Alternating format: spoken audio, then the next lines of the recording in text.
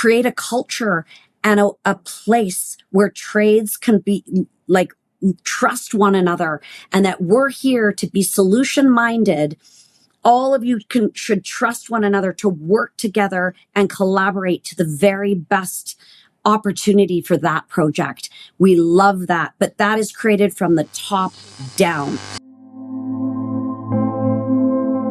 PeopleBuilt is bringing a light to the tradespeople in the industry who are often forgotten and consistently taken for granted. Construction industry matters. It's been fascinating now to be able to have the platform to meet the men and women who work in our construction industry. Their concerns matter.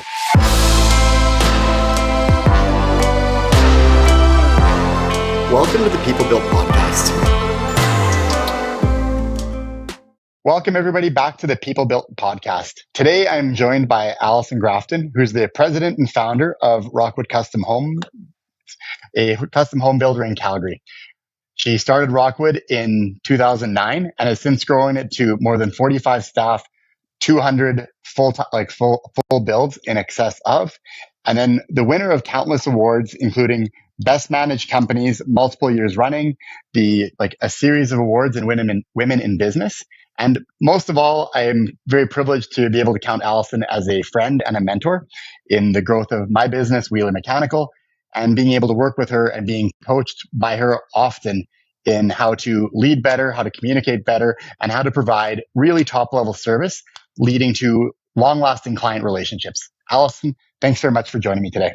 Oh, I'm totally happy and honored to be here, John. Right on that you have got a podcast and sharing your experiences with the people who want to listen and have growth. And I think, this type of podcast and what you're doing to share real life experiences and the world in which we're working right now and all of it is powerful. So good for you for serving a lot more people than just yourself and your business.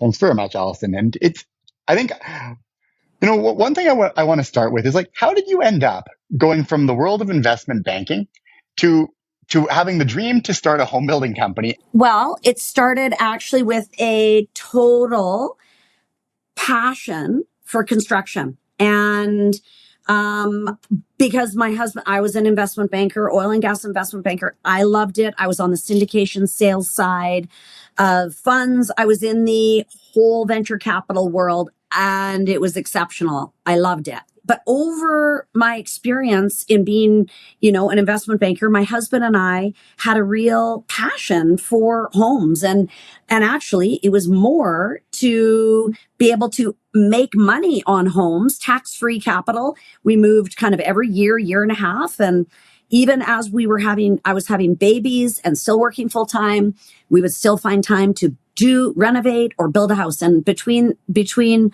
my own projects, it was over 20 projects over 18 years that my husband and I, and by this point we had 3 kids and had moved them so many times, but it was a total passion.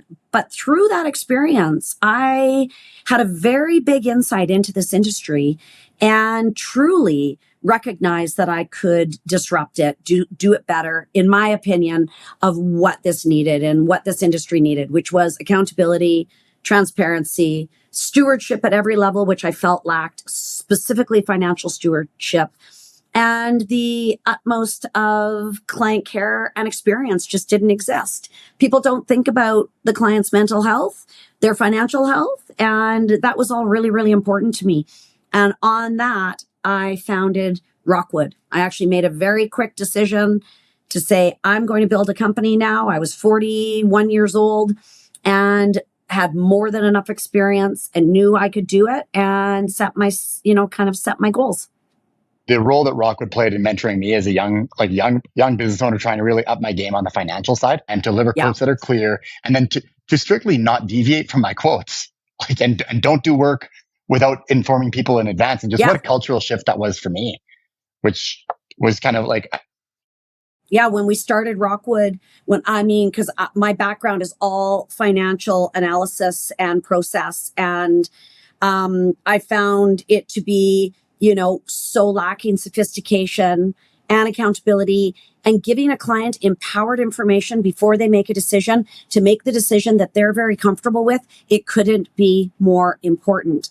And any of the trades that, cut corners or didn't show up consistently or couldn't give that to us, they didn't last with me, because we would be going to the lowest common denominator to try to be exceptional. And when you have people working around you that aren't, you're going to have failure. So they would be removed. I could not work with people like that. And actually, that's a good point. Like, it's a great segue into like, what does partnership mean to you? Like, what does partnership mean to Rockwood and how they select their staff and their trades? First, I think integrity, quality of work, the way in which they're prepared, they want to learn and understand. Our process is different, and we're different because we've disrupted the industry, integrated every single thing under one roof, and are accountable for all of it and are deeply transparent.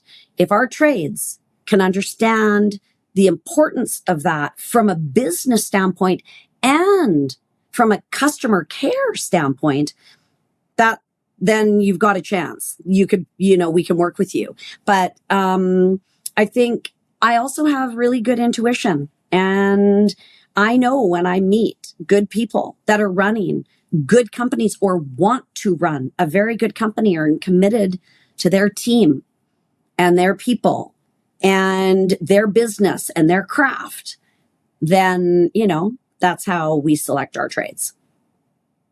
And who shows up and who's loyal. And who shows up and who is loyal. And I think that's one area, on our end from the field side, that just makes a huge difference one area that I think you've really disrupted the industry in one regard is that trade consistency from project to project to project. Yeah. And then the relationships that develop in the field, where so many of my staff, they're working in conjunction with your staff, but they're working in more conjunction with the other trades, having proactive problem solving conversations, on the issues that have 8 or 9 trades involved, three or 4 of them are working together at a time and then presenting solutions up to your supervisors and project managers. And to me, that it's so much more efficient and brings so much more awareness to what the actual problem is and a better solution that requires less time to solve because it's being dealt with at the field level. Exactly. But if you didn't create a culture and a place where trades can be trust one another and that we're here to be solution minded, all of you should trust one another to work together and collaborate to the very best opportunity for that project. We love that, but that is created from the top down. That is how I create my team, top down. You're going to learn to respect and trust one another, have integrity, work through. You don't argue. There's no fighting. There's no blame. The whole industry when I started was all about blame. Well, it's their fault. It's not my fault. It's the plumber's fault. It's not the electrician who came behind. It's the architect's fault, not the builder's fault. All of that is so wasteful and takes away from client experience, enjoyment, and an unbelievable project. So at the site level and when trades can do their best work and collaborate, you will have success. Do you think it's when you surmise or summarize all of that, what I also hear too is why you have repeat client business? Yeah. And we, one of my favorite parts about working with you and your team is that we start every project is generally referred to by the client's last name or last names plural. And then it becomes so-and-so's project 1, or sorry, it's always so-and-so's project. Then it's number 2 and then number 3. And then at times number 4, 5, 6. Yeah. And that shows the brand. They are we can't work. We're not going to choose someone else. It's not just because they like us, because that only goes so far. It's because they trust and have been deeply cared for. And at every single level, we are hitting their expectations. And things are hard. You build a house. It's hard. Things are not going to be perfect. There's 2.8 million pieces in a home that Rockwood builds. And there's at least 180,000 decisions that have to be made that are consequential. we guide our clients to the extreme best. I mean, and if you have a client that moves in and is upset because a cabinet is hinged on the wrong way after doing the drawings and making the decision and it looks perfect, if they're upset about that, hey, don't be upset. We're going to fix that. But that's one of 2.5 million things in this remarkable house. If you don't like it and it's not functioning for you, you were part of making this decision, but let's just fix this as a team. You know? I definitely hear, because I think when we've gone through Difficult being things. able to difficult things, right? Now, where what we do, even with the best of intentions, doesn't match up with the client expectations. And Right. I've been admonished by you several times, and I've learned so much with John, whether this was what we thought about or not, the client's not happy, and we need to do something forward. Let's solve this and really get out of the blame, or this is what we're supposed to do, and just let's solve the problem. And it's amazing how in dealing with you, so often it's just we gotta solve the problem. Let's get the problem solving so quickly. And it's so relieving, because it's another aspect of the industry too that I definitely see, where there's a lot of time spent in, well, whose fault is it? And a lot less time with let's fix this and let's not make this mistake again. And do you know why there's all that bullshit that goes on? Is ego and money. Ego and money. I didn't do it and I'm not paying. Really? You did. You were a part of that, as we were. It might cost you money, the best money you've ever spent, to fix a problem you didn't foresee, but you're the expert, and we're all together on it. Can we just move forward? Because that is where, and act and take care of it, because that is where there's power, and we can move on and all feel good about the solution and come together. It's always a win-win when you're doing that versus the stubbornness, the ego, the money. That's what happens. And, speaking of money, in our industry, especially around trade selection and contractor selection, people follow I'm going to get 3 quotes and I'll take the middle one. I'll get 4 quotes and take the middle one. How do you guys go through trade selection and building long-term relationships? Do you use that same strategy? No. You must have the right person and group for the right job. There's specific, some of our jobs are so complex. We must have the team who knows the complexity to do it perfectly. Because if you do a complex job incorrect, or any job, you're going to suffer grave consequences. So it's not always about price. Price has to factor into it, but it's about who are they? How long have we worked together? Let's work through, sit down at a table. And you know this as well as I do. We put so much time and effort into the strategy prior to the execution of the job to make it as exceptional as it can. And in the pricing of it and in the analysis of it. And nobody does that. Everybody's flying by the seat of their pants in this industry. And it blows my mind. That's why there's so many big mistakes that poor people and consumers get this house. And it actually is a terrible lemon because they don't do all that. But trades, we know who are the best. And in Rockwood, only the best can work for us. And so we do have, how many HVAC plumbing companies? 2 or 3, but really 1. And it's the team that shows up. And a lot of our trades have worked for us for 15, 16 years. And have grown their businesses and understand our standards. And I think it's easier for those trades when they go work for someone else because the expectation diminishes. And, but what they don't understand is the risk to them when they don't have the professionals guiding their ship every day, all day long beside the trades. And I think it's wild. It's a wild west out there still. And that's one thing I think that's taken me many years to realize, and a lot of money as well, in recognizing the value of a good general contractor for me as a sub trade. Yes. And really kind of taking Wiehler's success. Okay, well, Wiehler's success is because of me, and then starting to recognize certain mistakes and failures that started to bubble up elsewhere, and going, well, what's missing? If we're amazing here, why aren't we amazing? If we're amazing with Rockwood, why aren't we amazing here? And then really starting to look at the role of really competent supervision and project management and proactive communication, and helping understand that and collaboration. You go, because as soon as that's missing, we're not successful anymore. No, but if we put a trade in a position of failure, which is what happens every day, trades show up to sites and there's truly no guidance from the GC. It's like, do your job. Oh no. We all are doing our jobs. That's why I have deeply experienced project managers at those sites all the time. You can't have, like, I don't have all the different layers. I don't have a site supervisor and then a project manager and then a junior, da da da. No, we have experts at those sites who know our jobs and the complexity and the type of projects we build day in and day out. And they're there to support the trades. I think it's backwards in this industry. You are not there to support or save the general contractor. We are there to serve you, to do the job properly. And that is what is missing in this industry. And maybe it's from, I don't know, being a female lead. I understand service and I understand setting people up for success and not having the ego to think, well, whatever. I mean, we're excellent and you should know exactly what you're doing. Well, if it's my project, we're going to be telling you what has to happen, what is important, what are the priorities, and be a huge part of that team to execute. Well, I think that leads into just the nature of the word accountability anyways. I think too many people think that accountability starts with like me in the field. And I'll say, no, accountability starts with you. When you lay out what the expectations are and the timelines, then I have someone to be accountable to.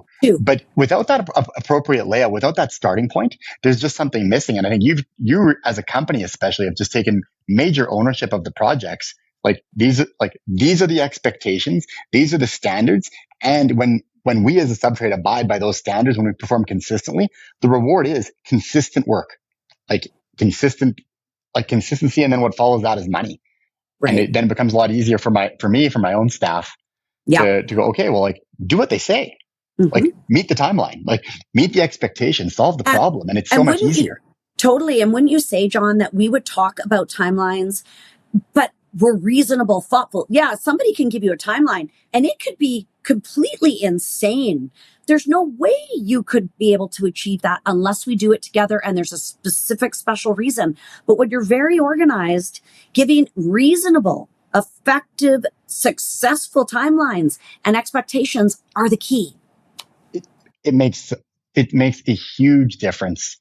I think being able to just get the full picture of what the scope of the job is going to be when we try to do that team problem solving. And I think the other area that you've really disrupted is when we talk about improving the process, improving the projects, that there's something in it for us. A lot of other contractors, they try it.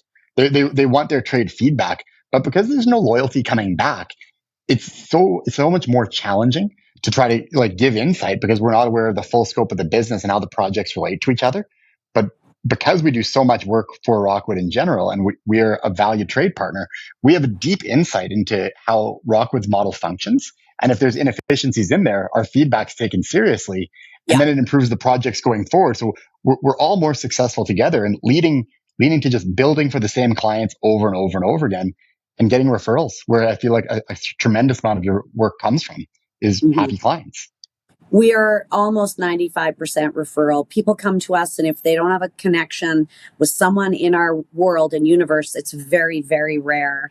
And we take probably 10% of the people who get in contact with us because it has to be the right fit. And we're so honest with them. Let us help you. We'll give you guidance like that. You shouldn't be building that house at that price there, let us help you regardless if they're going to work with us.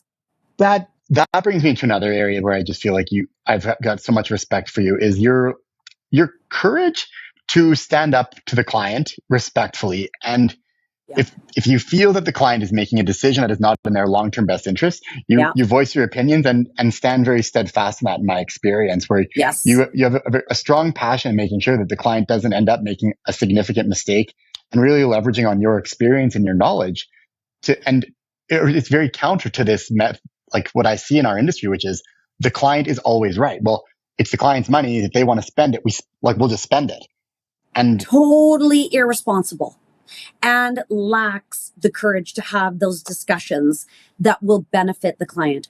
I say to my team, everything that we do must lead from the best interest of our client. That means that you have to use your wisdom, your experience, your thought way more. It takes way more effort. Like, oh, the client wants it, we'll just do it. It's so much money. No, we've got to question those things and make it value engineer those things to bring a price and a cost that is aligned with the budget and truly what they're going to be getting. So every day you're working on value. And yeah, we build houses up to $30 million. We build huge projects. We build, I don't care, the $2.5 million house has to be thought in all the same. The 30 million could be 40 million if you weren't thoughtful.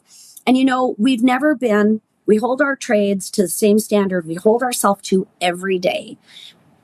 Like intelligent, good communication, financial stewardship, thoughtful. And when you do that, there's huge success, and you should expect from your trades what you expect of yourself, and your clients need to expect that. And that's what I'd say too, is that for that same level of courage that you exhibit when you help you guide your clients, do you also expect that from the trades who work for Rockwood as well? Do you mean to come and talk to us? Yeah, like if they see something wrong, if they see something wrong, you go, you know what, I don't think that's a good idea. Do you expect them to kind of close their eyes and do it anyway? God. Or do you want them to come to you? No, I want them to come. We all want them to come. Please bring it forward. We must have a conversation about it. And then at least we'll triple check. It's a fail safe. It's a brilliant thing. As you know, nothing has ever, I get offended very, very few and far between. And if I'm offended, it's because then it was offensive, something, but I want to hear everything. Feedback is powerful. And then being able to discuss something allows you to move on with the best potential for the best outcome. And trades, all of our trade partners that have been with Rockwood for so long. And I have to say, I have no financial investment or financial benefit from any of my relationships in this entire industry. Not one. There's no kickbacks in my world. There's no bullshit going on. It is, I want you to have a very successfully run company that aligns with our values and our principles and our integrity, because then you can do exceptional work for my clients. But I do not look at it from a financial aspect. I'm there to try to make this industry a better place, and the people who work for us and with us, it's a powerful, fulfilling relationship. And we can talk about anything. And how many times have I come and said, John, I'm not happy with this. What do we do? This isn't going to be good for either of us. This must get fixed. And this is what I'm thinking. And, I've taught my team to be very thoughtful in their solutions, their ideas. Well, and I think to answer the question, it may be a dozen times in 15 years that we've had conversations like that, but every time it's something that it's been important that you and I discuss, we get on top of and change, or just have more intention in our process. And it's just been incredibly powerful to just have things called out directly. If you've ever called me and be like, hey, John, you're not doing something that you need to be doing, and you need to do it. Yeah. Okay, Al. You're right. I probably should have done that. And I think one of them was slapped on that. Yeah. Yeah, I've slacked on it. It was like, hey, I'm avoiding. I don't want to call this client. I'm embarrassed. And I think you just basically told me, John, quit being such a baby. This is your job. You call the client. You own the message, and you need to get on top of that. It's not acceptable that you're avoiding this. Yes, because you're probably right. I should do this. Yeah. That's another big thing in trades is avoidance. In working at our projects, avoid the difficult shit. No. Do the difficult shit the minute your feet hit the ground in the morning. Pick your most difficult things and knock them off and have those conversations, because the day goes perfectly and you've solved something you don't need to spend more time worrying about. And then the problem stops. And I think that's the one area that's a very defining characteristic that I've tried to own. It's since then is be that person who reaches out, and then it's done. If I've made a mistake, call and own it right away. And it's a very powerful tool that kind of almost like a flywheel.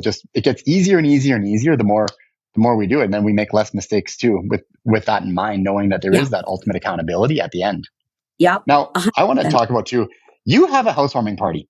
It is probably out of anything that has disrupted this industry, as far as I'm aware, and that I've never seen picked up by anybody else, is when you possess a home for a client. So at the end of their 12, 18-month, 20-month build, you invite some of the key trades, the owners of the trade companies, the homeowners are invited, the project, like all of Rockwood gets invited, and the home is full. And then the client walks into the house, you guys pop the champagne, and the client gets to experience their brand new home full of life and a party. And there's speeches about what Rockwood, like what the project means to Rockwood.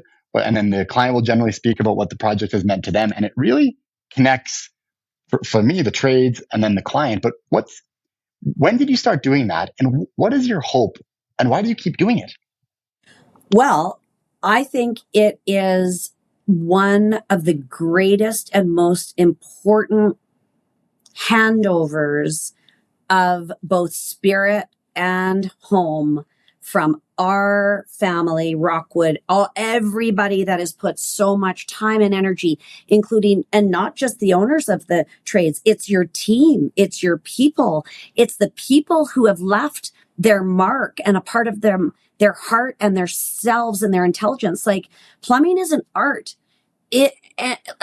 Electrician doing the electrical, it's an art. It is tough. And I just love that the trades are celebrated. And some of the trades, like the cribber, would never see that home finished. They do the hardest work and they would never experience it. And I think our clients have so appreciated, even when they didn't realize how important it was for them, to see and greet and talk to those people that have created their most beautiful home. And it's a party. And yes, we cater it all, and we have champagne, and we celebrate the trades, our client. You know, it's a wonderful thing. Our team, I'd never not do it. I've done it now 380 handovers, and I've only ever missed 2. I have personally been and constructed. It's like throwing a party, a big event. Like I've had 3 handovers in 5 days. I was in Kelowna for 2 big ones, and I have a third today in 5 days. And I can tell you every single time I am dying to open that door and welcome them home. And the house is perfect and we are ready. And, you know, because we do everything on most right to the very last kind of toothbrush in the drawer. And I think that it to me, it is so amazing. And you're right. I think from an industry standpoint, so often trades are expected not to be seen, right? They have this special Yeah, tradesperson entrance at the back of the door. Tradespeople get their own elevator, right? It's like, it's these quiet hours, and it's like there feels to be at times like a very great deal separation of like how these buildings are constructed and who actually does the work. And then to right. to highlight and to invite the guys who put their blood, their sweat, their tears, like the amount of work and the effort throughout that process in front of the client, and to showcase them and lift them up and say, Yeah, these are the men and women who built your house. right. And it is like, just from the trade end, it's so empowering. And to go, oh, wow, this isn't just another house I did. No, Like this is Bill's house, right? This is this is, Sharon's house. and then also creating the relationship with you and the trades with our clients, because we are going to service those homes forever. And we are there and we have to know them and understand. And every client is so different. But I take great pride in throwing those. And everyone says, well, how do you pay for that? It makes me laugh when they question. I pay for that. Allison, Rockwood, it couldn't be better money spent to celebrate that day. Sometimes it's the biggest day for a client to build a home and spend the amount of money they're spending. Regardless, it's a lot of money for whoever it is. If it's $1 million house or a 20, it's a lot. And, you know, it's to be celebrated. It's so meaningful. And a lot of our clients are deeply they love it. Some of them who are so panicked about meeting people and seeing everybody nervous, they do incredibly well and they love it. So it's a beautiful thing. And I've seen other people try to copy it, but it's not sincere. It's not authentic. And it's probably, it's not what we do, and that's okay. Copying is a level of great respect, but do it, try it. They would stop and not want to spend the 5 or 10 grand it costs you to do it every time. but I don't care because that money to me shouldn't be my money. It's part of what I do. Well, and I think as well, just seeing the connection when we think about like, $10,000, five or $10,000, it's a lot of money in one shot. But when we connect, the cribber and the framer and the plumber and the electrician and like the And the HVAC guy, the exterior finishing carpenters, the and the granite guys, the roofer and exterior the guys, finishing. and I mean, it's this these guys. remarkable. Well, they all have they all work together on the next project. So they leave these handover parties where they're done up nicely, they're meeting the client, and then they go work together again, Yeah. and And then again they're and like, again. And the relationships that have been formed, and they, hey, how are you? I'm so impressed when my electrician is calling the drywaller because he's noticed that there's wires.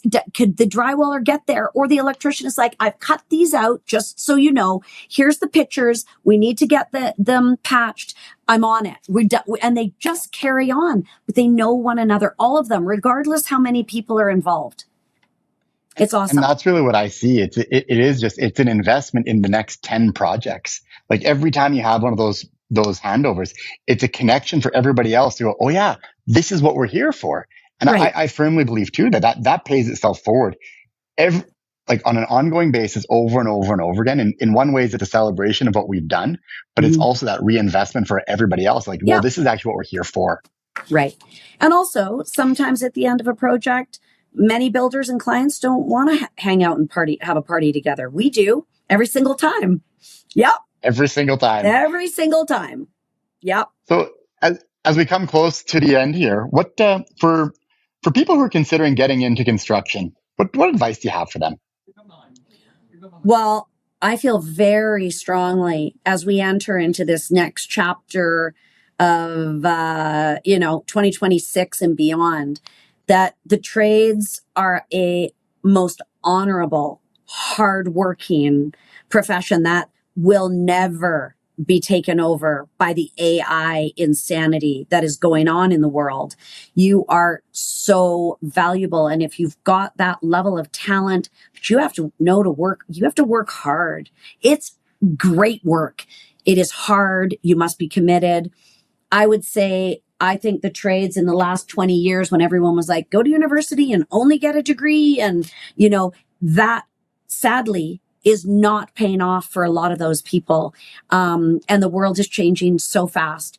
But when you're working with your hands and you're using AI to put together your plumbing layouts, you're thoughtful. It's a tool. It's brilliant so that you can do it even better. But you as humans are still having to be on site. It is no robot can ever do that. I think it's honorable. I think it's intelligent. I could totally be a trade if I didn't run a huge construction firm. I would love it. I think women come, oh, look at that. Happy birthday, John. Thank you very much. This is very unexpected. Oh, yay. I wish I was there to have a piece of that. What the hell is it? Eat some of that. Eat some of that. It's going to be a delicious cake. Yes. Yeah. That's funny. Right?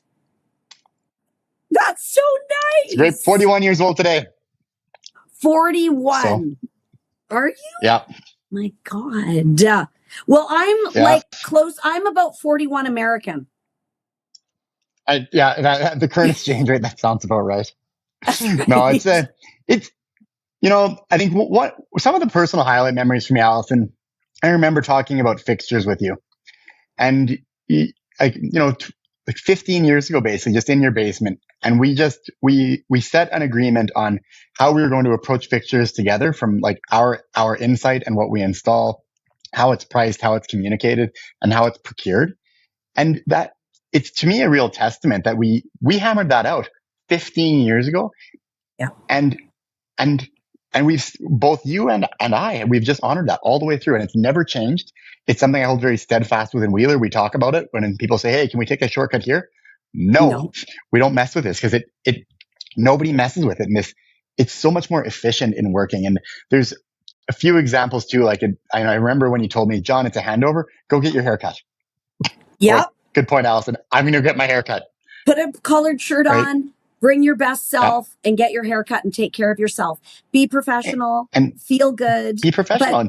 But, And I never felt judged. And that was another neat part no. too, is like, I was a tradesperson. I was a plumber, like coming up, and I was showing up. Like, I think I had a nice clothes on, and you're just, hey, John, up your game a bit, up your game. And every time it was just up your game a little bit more. And it was always done with care and love.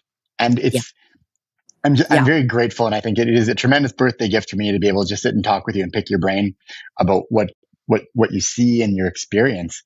Because you just had such an amazing gift in my own life in how you've taken the time to care and continue to help me be my best and make Wiehler our best, which is the best reflection and for Rockwood, and leads to long-term client success and long-term relationships and how to navigate difficult challenges and to really see the payback of like, what does it look like when we have the challenging conversations with clients. And now we're in relationships with 12 or 13 years with some of our clients and your clients, still servicing them and having had many awkward conversations about mistakes that I've made. And to just see that when we have those conversations, it strengthens the relationship and builds trust. 100%. And I mean, Wiehler, I met you when you were like 25, maybe 24. It's about 25. Yep. And that's remarkable. And if I can be a mentor, and I watched how you could, you and your father creating this company, working hard, trying to, like solve issues, grow your own processes, work towards a elevated company that you wanted to own and run. It's been amazing. And I'm so proud of you. I'm proud of so many of the people who work for Rockwood, for the ones who have stood up, done better, been better, seen how to, execute better and hold themselves accountable. But we're lucky. This industry is a great industry. And what I get to do every day, it's my total purpose. It's my total passion. And my team is unreal. Like you said, it's not us. Yes, I've got a lot of success and I'm very honored with awards and things, but without this team and without every single part of the ones who make it happen every day, you and I would be nothing. So we have to give back to our team, and we have to mentor them, and we have to share like all parts of ourselves about this isn't working, but what can we do? I want all of my trades who work for Rockwood to be super successful. And that's one of every day and you have it too. We've got big economic footprints. We have created huge waves, and so many people are, benefiting from what we've created. And as entrepreneurs, I think that's the magic of entrepreneurism, and to be able to create these waves and opportunities for people. And I'd say, if you're thinking of getting into the trades, you go to SAIT, you look at all those incredible opportunities. And in the next 5 to 8 years, there's not going to be a better place to be in the world for your security, your work ethic, your purpose, your brilliance. So. That's awesome. Well, I think that's a great place to end. And I have an awesome time at your handover, Allison. And thank you very much for taking the time to speak with me today. It's been tremendously valuable for me. You're welcome, John. Happy birthday, honey. Thanks for listening to the PeopleBuilt podcast with John Wiehler. For more episodes, visit peoplebuilt.ca.